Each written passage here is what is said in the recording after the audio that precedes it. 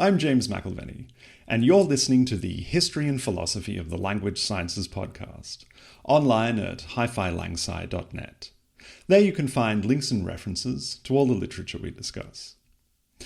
In recent episodes, we've been talking about the history of linguistic structuralism in Europe. We've mentioned that it was above all in France where structuralism really took hold. By the middle of the 20th century, structuralism in France had become something of an official doctrine underpinning the humanities and social sciences. To get a better idea of the career of French structuralism, we're joined today by Chloé Laplantine from the CNRS Laboratory for the History of Linguistic Theories in Paris. She is going to tell us, in particular, about the life and work of Émile Benveniste, a key figure in French linguistics, who did much to elaborate structuralist thought. So, Chloé, tell us, who was Émile Benveniste? How did he become one of the leading French linguists of the 20th century? Thank you very much, James, for inviting me to answer your questions. It's a pleasure to talk today with you about Émile Benveniste, who is indeed considered as an important linguist of the 20th century. I'll try today to shed light on his original contribution to the reflection on language. Let's first say a few words about his life and career. He was born in Aleppo, Syria in 1902. His parents were teachers for the Alliance Israélite Internationale. He was sent to Paris in 1913 to pursue rabbinic studies to become a rabbi at the Petit Séminaire. There he met Sylvain Lévi, who was replacing another teacher during the war. Sylvain Lévi, who belonged to the same generation as Ferdinand de Saussure, was an important figure in Oriental studies, particularly interested in Sanskrit, in the history of Indian religion and culture, teaching Sanskrit language and literature at the Collège de France. Sylvain Lévi apparently found in Benveniste a promising student and sent him to the Sorbonne. At the Sorbonne, Benveniste attended the classes of Joseph Vandriès, with whom he studied Celtic linguistics, and under whose direction he wrote his first essay in 1920, The Sigmatic Futures and Subjunctives in Archaic Latin. Benveniste also attended the classes in comparative grammar given by Antoine Meillet at the Collège de France, and meanwhile frequenting the École des Langues Orientales, studied Sanskrit with Jules Bloch, Vedic with Louis Finot, Latin paleography with Émile Châtelain at the École des Hautes Études. Benveniste was one of the young and brilliant students who were gathering around Antoine Meillet. Among them, we can mention Louis Renou, Pierre Chantraine, Jerzy Kurilovich, Marie-Louise Jeudut. As we can already see, Benveniste's work originated in the French tradition of Oriental studies, comparative grammar, philology, and within the framework of existing institutions like the École des Hautes Études, the Collège de France, the Société de Linguistique de Paris, the Sorbonne, and the École des Langues Orientales. In 1927, Meillet invited Benveniste, then aged only 25, to replace him at the École des Hautes Études.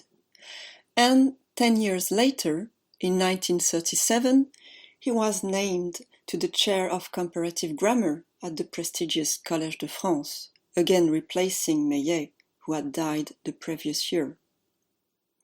Now that we have seen the institutional background of Benveniste's work, let's go into details. What strikes me the most when glancing at the classes Benveniste gave at the Collège de France, when reading their summaries or consulting his manuscripts, is the orientation he gave to the notion of comparative grammar. We can see that from the beginning, that is to say 1937, he examined general problems in linguistics under the light of the greatest variety of languages, which is something quite new. Meillet, teaching comparative grammar before Benveniste, was already looking for data in non-Indo-European language families.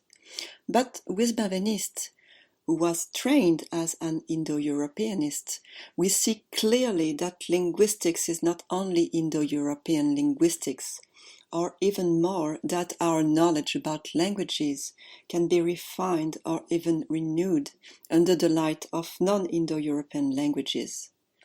And this can make us think of Franz Boas or Edward Sapir. Just to give an example, one of his first lectures in 1937 was devoted to the notion of negation.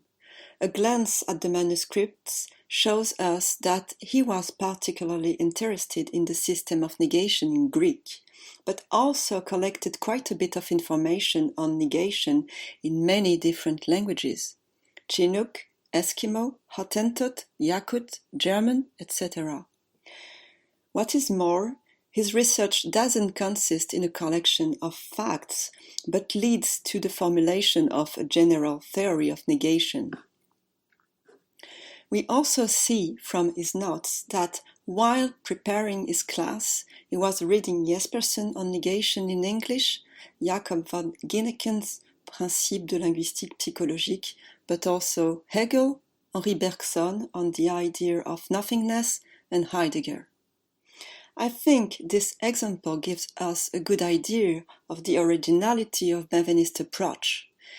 His openness to the empirical diversity of languages and the constant tension between this empirical diversity and the formulation of a general linguistic theory.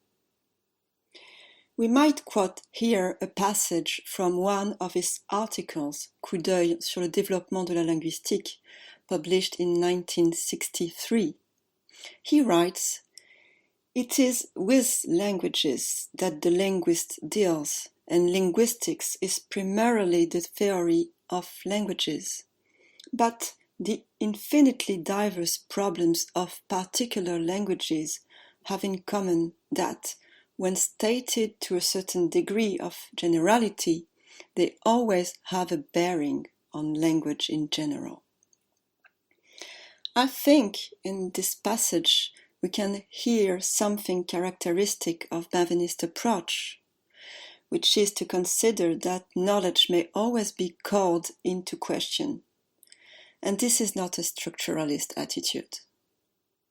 This attitude of critical distance appears clearly in the notion of problème he frequently uses in his writings, and which he chose for the title of his volume of collected papers, Problèmes de linguistique générale, published in 1966. Most of Benveniste's writings are devoted to problems in Indo-European linguistics, but these articles or books, as specialized as they may sometimes look if you consider their titles, have in common that they are not confined to a purely linguistic analysis. When Benveniste works on the system of tenses in Latin, or on the distinction between nouns for agents and nouns for actions in Indo-European, his analysis of the formal system of the languages brings to light unconscious cultural representations. We can take another example. In his article, Two Different Models of the City, Benveniste compares two ways to conceive the politics in the relation of the citizen to the city. He shows that the Latin civis is a term of reciprocity and mutuality. One is the civis only of another civis, and that the derived term civitas is the whole of these relations of reciprocity. In a different way, polis in Greek is an abstract term from which the term polites is derived, the citizen being then only a part of a preconceived whole. In the same way, when Benveniste works on the notion of rhythm or on the notion of eternity, by examining the history of linguistic forms through examples taken from philosophers, historians, or poets, he brings to light conceptions specific to particular societies, like an ethnographer would do. and at the same time unveils an archaeology of our conceptions. This is precisely what he did with his book Le vocabulaire des institutions indo-européennes, which can be considered as a book of linguistic ethnography, a very different approach from the approach of ethnologists, who would generally consider language as something contained within the society. For Benveniste, language is not contained within the society. It is the interpreter of society. Okay. And what were the main contributions of Benveniste to structuralist theory? And what impact did his work have on the development of structuralism, both within disciplinary linguistics and more broadly? We see in many of his articles that Benveniste considers Saussure as a starting point for the study of language. Not the only one, of course, but an important starting point. And this for several reasons, among which we can mention the idea that language is a form, not a substance, that language is never given as a physical object would be, but only exists in one's point of view, and thus the necessity for the linguist to acquire a critical distance and consciousness of his or her own practice. Saussure speaks of the necessity of showing the linguist what he or she does. Benveniste recognizes everywhere the importance of Saussure, but also says that what proves the fertility of a theory lies in the contradictions to which it gives rise. In La nature du signe linguistique, published in the first issue of Acta Linguistica in 1939, he argues against Saussure that the relation between the concept and the acoustic image is not arbitrary but necessary, the idea of arbitrariness being, according to Benveniste, a residue of substantialist conceptions of language. In articles such as La forme et le sens dans le langage in 1966 or Sémiologie de la langue in 1968, Benveniste invites us to go beyond Saussure and the dimension of the sign, which, according to him, is only one aspect of the problem of language and doesn't do justice to its living reality. He suggests a tension between two dimensions, one that he calls semiotic, which is the dimension of the sign and involves the faculty of recognition. A sign exists or does not exist. The other dimension is called semantic. It is the universe of discourse and meaning, its unity being the sentence and the faculty involved being comprehension. Here we find not only something new in comparison with Saussure, but also something that does not match at all with structuralist presuppositions. The point of view on language is totally different, as it is now conceived as an activity. Each enunciation is a unique event which vanishes as soon as it is uttered. It is never predictable. The universe of discourse is infinite.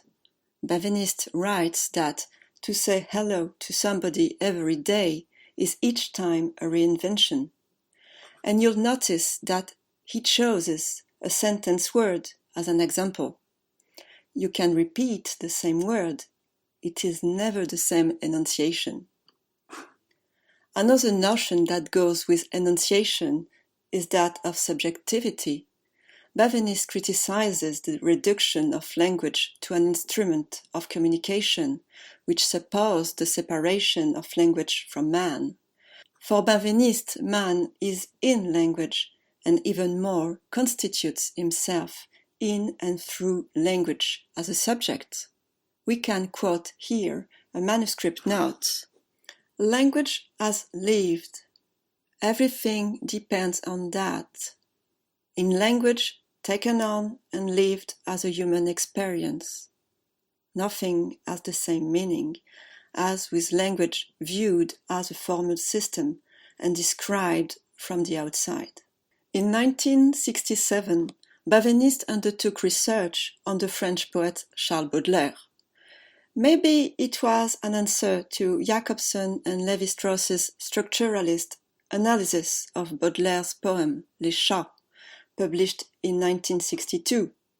When Jacobson and Lévi-Strauss take the poem to pieces, analyze it with the tools of structuralist linguistics, nothing remains of the originality of Baudelaire's poem, and this analysis can be repeated indifferently with any poem. On the contrary, what Benveniste tries to do is to show how Baudelaire reinvents language in his poems, how he invents an original experience of vision that he shares with the reader. This research on Baudelaire's language, which was never published, develops an important reflection on meaning. A poem by Baudelaire doesn't work the same way as ordinary language. For Benveniste, Baudelaire creates a new semiology, a language that escapes the convention of discourse.